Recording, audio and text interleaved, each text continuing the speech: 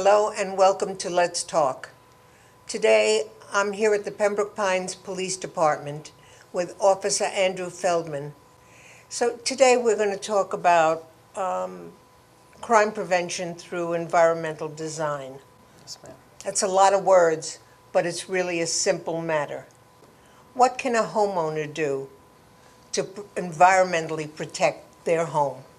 Okay, well first, the goal of crime prevention through environmental design is to reduce the opportunities for a crime that may be inherent to a business or residence just by the design of the structures or the design of the landscapes or the surrounding vegetation around the residence or business. What about lighting? Lighting is the number one key to crime prevention through environmental design. When we talk about lighting, you want more lighting around your businesses and your residences to prevent people from coming, and that also had given the opportunity to be seen. Sure. And when we talk about lighting, there are some certain concepts that we use for lighting. We recommend using metal halide lighting in a shoebox fixture. Shoebox fixture allows the lighting to shoot down to the ground to spread out over a more prominent area of the parking lot or business or residence. Also, when it comes to lighting, we recommend that residents have spotlights that are motion activated, which as a resident, you'll know that if that goes off, there's something walking around in the area. So we do recommend lighting as the number one concept of crime prevention through environmental design. Even though we don't really have that kind of crime in our city, thank heavens, but you need to be protected because you never know when it's going to happen. You're absolutely correct. We do go out to different residences and help by doing security surveys and helping them, target what's called target hardening, help them prevent the opportunity of a crime being committed at their residence or business. So you go to a homeowners association where a group of people can listen to what they ought to do to protect their homes or businesses? Yes, ma'am. Any homeowners association can feel free to contact our unit, and we'll be more than happy to come to their meetings and discuss different crime prevention tools that they can utilize, not only as the whole community, but as individual residences. Other things that we use for crime prevention through environmental design is what's called the 2-foot, 6-foot rule. And the 2-foot, 6-foot rule applies to your canopies as well as your vegetation that are by windows. Right. And the lower, what we recommend for crime prevention is your shrubberies, your bushes, you don't want them to be above 2 feet, which will maximize the visibility where you could see out of your residence or business. Because people could hide behind them and nobody can see them from the street. Absolutely. And they can see into your house. Absolutely. And what we also call those, if it's too high, we call those ambush points. And it gives people the opportunity, criminals, to hide behind those bushes and pop out. You're walking to your residence or business. You really don't want them to do that. No, we don't. It's something that we call territorial reinforcement. Territorial reinforcement is right below that window when we talked about the 2-foot, 6-foot rule. Hostile vegetation. There's a lot of different bushes and plants that can be planted that makes criminals not want to go near that window. Because they have thorns. Exactly.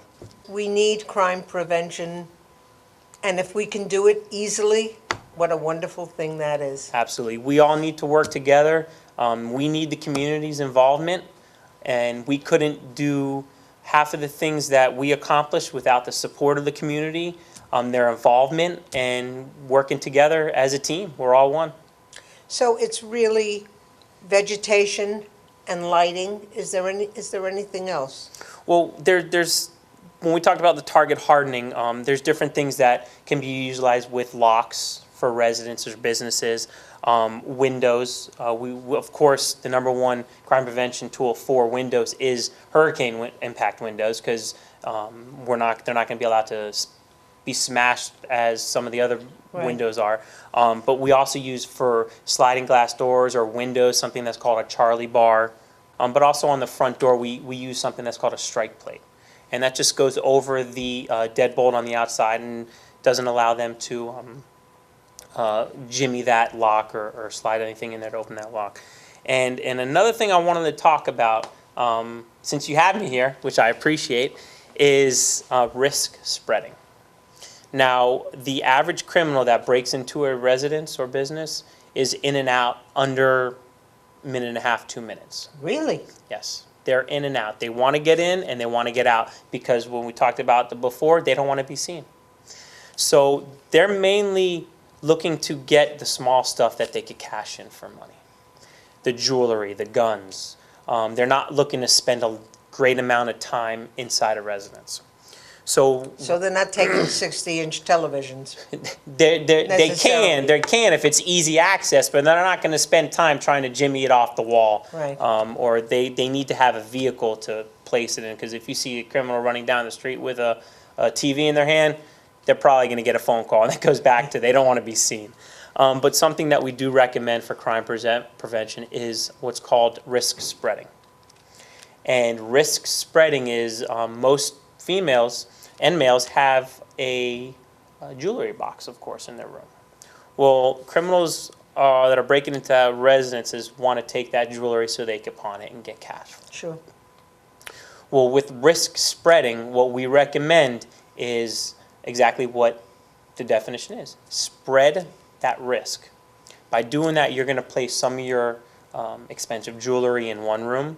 You're going to place it in another room. You may place it in your pantry. And that just gives that criminal the less of an opportunity to take all of the victim's jewelries, and it prevents them from wanting to stay in the residence for an extended amount of time. Especially if you take a jewelry box, you figure that's it. That's it. Yeah. And if you spread it around, it gives them less of an opportunity.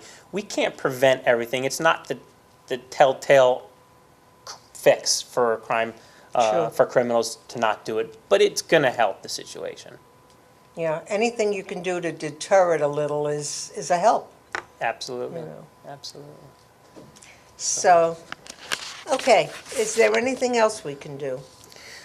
This is very interesting, and everybody should be listening and doing at least some of these things in their homes or businesses. Correct. The only thing that I would recommend as well is know your neighbors. Know who your friends are. Share your phone numbers. Share your email addresses, because if there's a suspicious activity, first and foremost, you're going to want to contact the police. Dial 911, dial the non-emergency number. If you see a suspicious person walking around, let us come out. Let us interview them. Let us find out that they're there and they're supposed to be there. Even if it's somebody who should be there, you don't mind coming out for a kind of false alarm. No, not at all. If there's anything suspicious and you call us, we will be there, and we will make sure that that individual is supposed to be there at that time. There's a lot of things that we could do to help prevent crimes from occurring. It's not going to be 100%, but crime prevention through environmental design, it's not the answer to all the community's problems, but it does provide the community with the means to eliminate or reduce the environmental obstacles to assist in crime prevention. Correct. I know I spoke to a detective years ago who came and did a talk at our condo. And he said, if a criminal wants your apartment, because they know there's something in there that they want, they'll get in. But if you do things to inhibit it, they'll go from door to door, and if it's too tough to get in, they won't. But if it's your apartment specifically that they're looking for, forget it. They'll find a way to get in. Correct. And little other things is a lot of people leave their vehicle's doors unlocked. If you leave your vehicle doors unlocked, that's just inviting Absolutely. someone to come open it and take whatever's inside. So Yeah. lock your doors. Lock your doors. Okay, hopefully people will do that and take advantage of the fact that your department will come out and instruct people on what to do and how to do it. Because it's not, this only alerts people that there is such a function. But if they call you and you come out and really discuss things with a homeowners association, for instance, then they can take that and use it As much as they can, yes. as much as they Yes. can. When it comes to, with the vegetation, we discussed the, the canopies of the trees, you don't want them to be lower than the 6 foot. That could be community-wide, if it's, Yeah. the community's responsibility to act. Officer Feldman, it was a pleasure to be here and have you talk to the residents of Pembroke Pines on how to keep their properties and their homes safer. Yes. Thank you. It was a pleasure, and thank you for having me at this time to talk about this That's and what we anything do. you need. Thank you. For OCTV, I'm Elaine Kugelman, and thank you for joining us today and listening to Officer Andrew Feldman talking about environmental design for crime prevention.